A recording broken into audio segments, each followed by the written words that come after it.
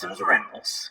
Hey YouTube, Dawson Ryder here. This is going to be my spoiler discussion video for Power Rangers Beast Morphers episode 9 that aired internationally. We're pretty used to this by now. Usually around this time of year, the episodes we're not getting till fall start airing in other places. So if you want to, you can get a sneak peek at them.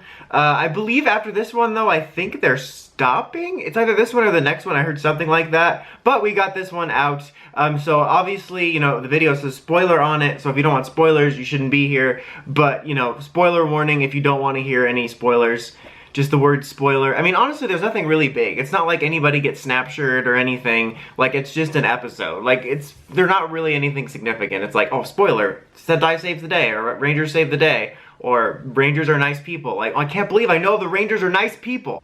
So this was basically the aftermath. This makes it sound like an event episode of Nate and almost said Gold Steel debuting as the Gold and Silver Rangers, sort of affirming their place on the team.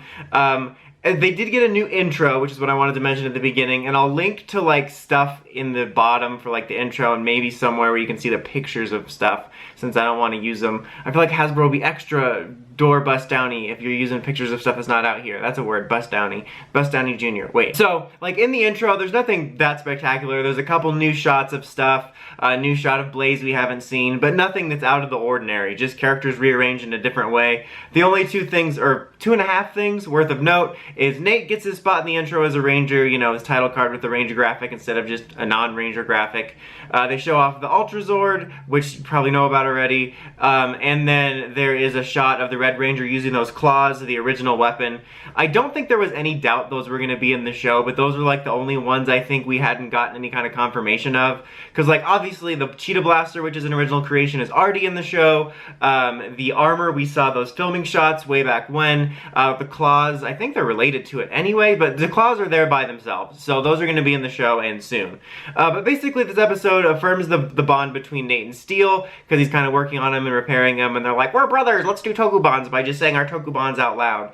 And so the villains are still after Steel to be used as Evox's body, and the monster of the week is used to spy on the Rangers so they can get the jump on him, and it leads to this debate basically of should we keep Steel around because he's dangerous, and the general lady is like, we got to destroy him because he's dangerous, and the Rangers are like, totes no, and so they kind of rebel against that, and they wind up destroying the possibility of Evox getting into the body, but then apparently they find out that Evox can't even go into Steel's body because he has the human DNA, so they cut off that possibility, and the Rangers debut Gold and Silver's new Zords. I felt like, did Gold's debut last time? At least Silver's didn't, but the new Zords debut. I'm just checking my notes to make sure. I don't remember if this, I think this was already in the last one, but Nate does use a MorphX key. I feel like we already knew that for his Morpher. Like, I imagine he loads it like this.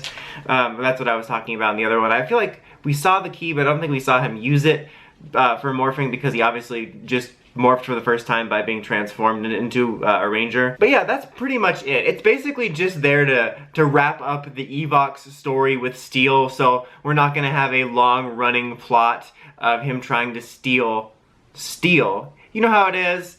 So I'm kind of glad about that. I mean, I kind of wish it went on for a little bit. Something that I found curious is that they said, when I read that it said, I'm a poet, I didn't even know I rhymed those words. It said, you know, Steel can't be used anyway as a vessel because of his human DNA. I'm like, well, what about the other Beast Bots? Would Evox try to use them? Or is it Steel he specifically wanted because, well, obviously because of some of the prep they did on him, but because he's connected to the morphing grid now? Like, I doubt, I mean, you never know, they could do a plot later with one of the Beast Bots, but I mean, I feel like that opens that up. It might be one of those things where we think about it, but the writers aren't going to think about it, but I thought that was interesting. But yeah, there was really nothing too much. This sounds like a standard, you know, 6 Rangers being streamlined into the team and stuff like that. Sounds like it'll be a fun episode when we get back. I'm looking forward to seeing stuff debut, looking forward to seeing like the original stuff like the claws and the armor if we're getting that this season, and stuff like that. But you know, we'll see all this in the fall. I believe this is the last one we're getting for now. I'll do more little discussions if we happen to get any more news about like episodes that have come out, or you know, any set photos of anything interesting like that. But anyway, that's about it. Until next time, don't forget to like, comment, subscribe, and of course, don't forget to climb the steps and ring that bell to get notifications for all my Power Rangers news and toy reviews. Until next time, Dawson Ryder, signing out.